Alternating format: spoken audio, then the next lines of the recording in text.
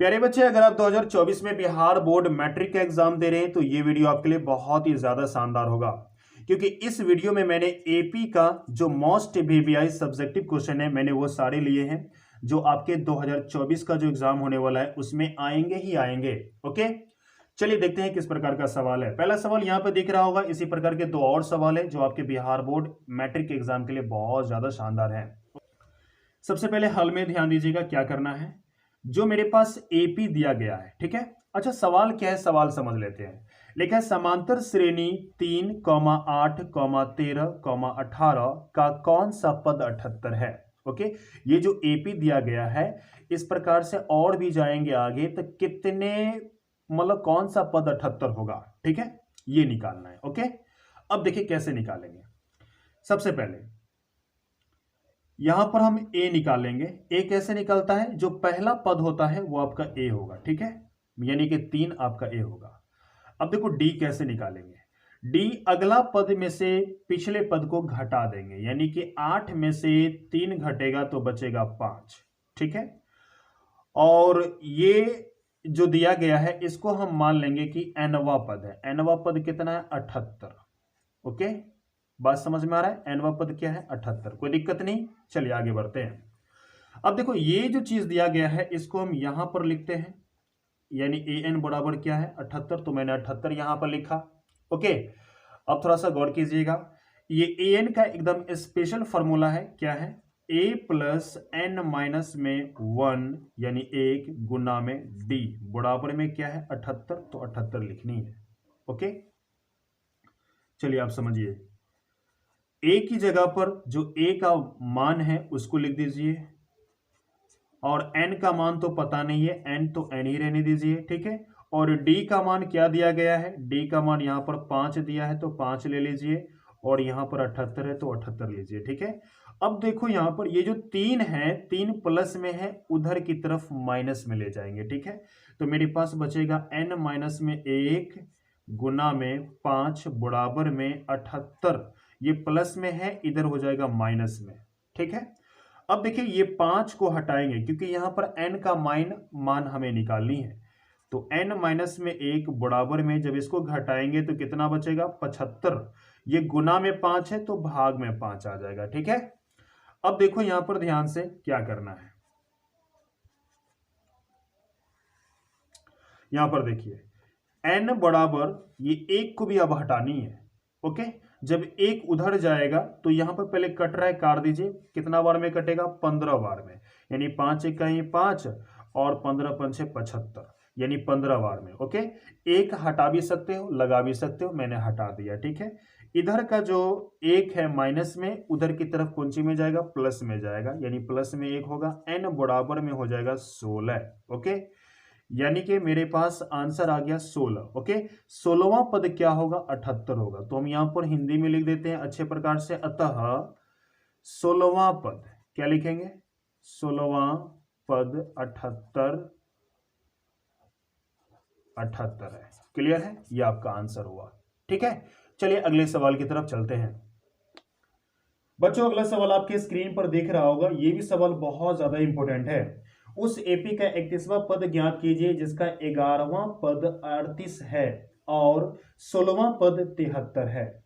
देखिए यहां पर सवाल में दूसरा नंबर का सवाल है, क्या कह रहा है कि 11वां पद, यहां पर ध्यान दीजिएगा, 11वां पद मतलब 11वां पद को आप लिख सकते हैं ए11 बराबर कितना लिखा है, यहां पर 38 लिखा है तो 38 लिख दीजिए, ठीक है। यानी 11वां पद क्या है, 38 है। अब देखो ये जो 11वां पद 38 लिखे तो हम इसको इस प्रकार से लिख सकते हैं, ए यहां अगर 11 है तो 10 डी लिख सकते हैं। ओके, इस चीज को आपको ध्यान रखना है। ये अगर 11 लिखा रहेगा तो 10 डी लिखेंगे, अगर 12 लिखा रहेगा तो 11 डी लिखेंगे, मतलब एक कम करके लिखना है, ठीक है। ये मेरा समीकरण 1 हो गया, कोई दिक्कत नहीं। चलिए आगे की तरफ चलते हैं।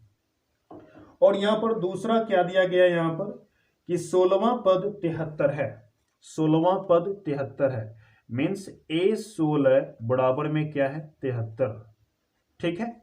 तो हम यहां पे लिख सकते हैं A प्लस में 15 D बराबर में क्या होगा, 73। क्लियर है, यह हमारा समीकरण 2 हो जाएगा। क्लियर है, इतना समझ में आ गया।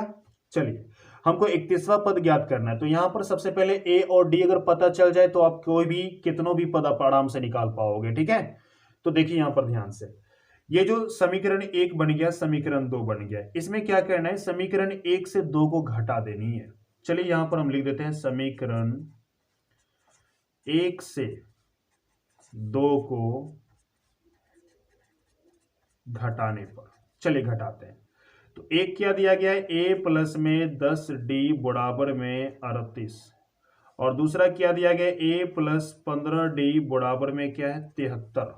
ओके, अब चलिए इसको घटाते हैं।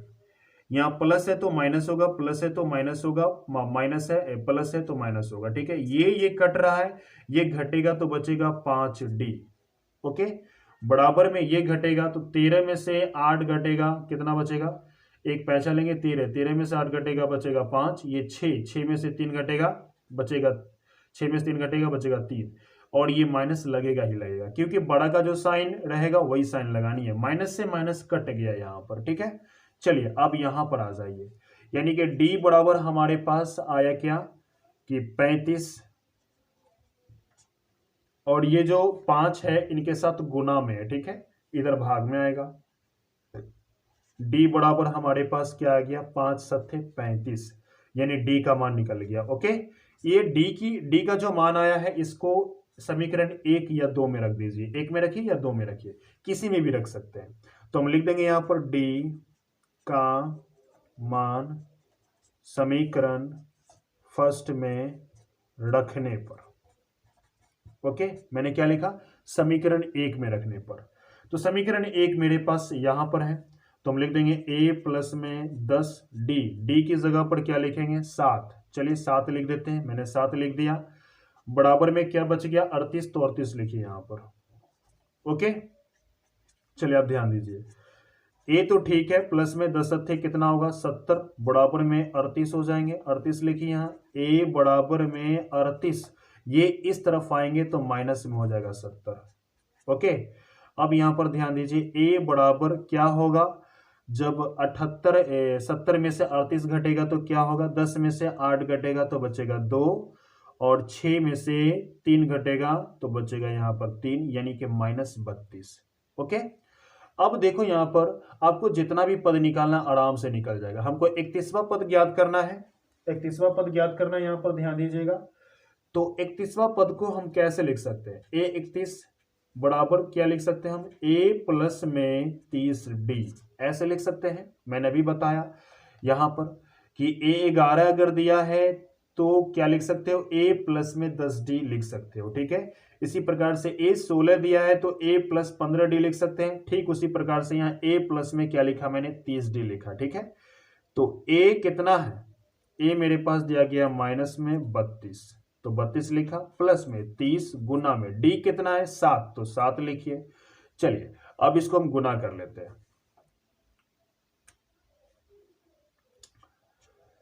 इसको क्या करते हैं, माइनस में 32 तो ठीक है, इसको गुना कर लेंगे तो हो जाएगा यहां पर 210, प्लस में 210, 7 या 21 यानी कि 210। ओके, इसमें से इसको घटा देते हैं, 0 में से 2 घटेगा, क्या बचेगा, 0 में से 2 नहीं घटेगा, बगल से कैरी लेंगे, 10, 10 में से 2 घटा बचा 8।